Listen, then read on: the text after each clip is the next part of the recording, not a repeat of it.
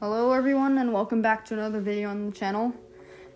This is going to be an in-depth walkthrough of my Coruscant MOC, which came out last week. So the first thing we're going to take a look at today is this crate design I used in the MOC. As you can see, it is a pretty simple crate, just composed of jumper plates and a black and yellow color scheme. I tried to get a gradient here to sort of look like rusting or oxidization on the metal used to make it. The other crate design I used was this cage-like design. I considered using this crate, but I liked the gradient on the other one better. As you can see for this crate, it's basically just a couple of grills sandwiched between these circular tiles.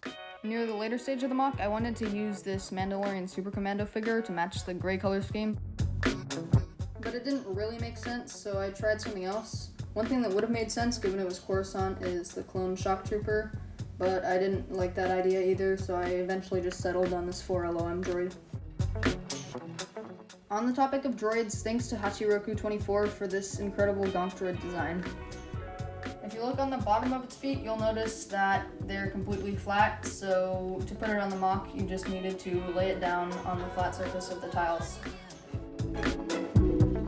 Looking at the MOC itself now, one focus point I wanted to include was this jagged plastered transition from the light bluish gray to the dark bluish gray. The light bluish gray only really appears on the bottom, and after that it transitions into the dark bluish gray. Now to show you how I accomplished this look.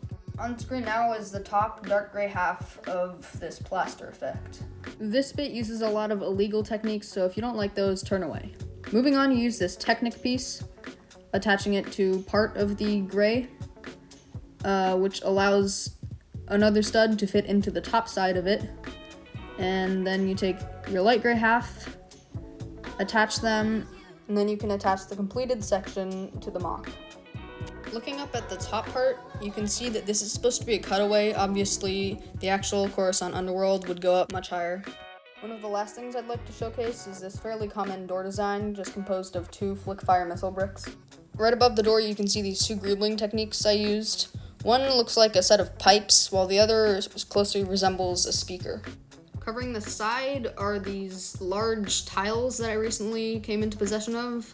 I have 3 of them, and they've been super helpful in covering up a lot of filler brick. And the final thing I want to look at is this large pipe section. This is actually fairly easy to accomplish, although for me the pieces weren't that easy to get, so I had to tear apart my beloved Coruscant air taxi to acquire the pieces for this section. Right above that you can see I used a wheel piece, and above that in the cutaway section I just used cheese slopes to cover up the pipe. If you enjoyed this new sort of walkthrough video, please tell me in the comment section so I'll make sure to do more. Thanks for clicking on this video, and I hope you enjoyed it.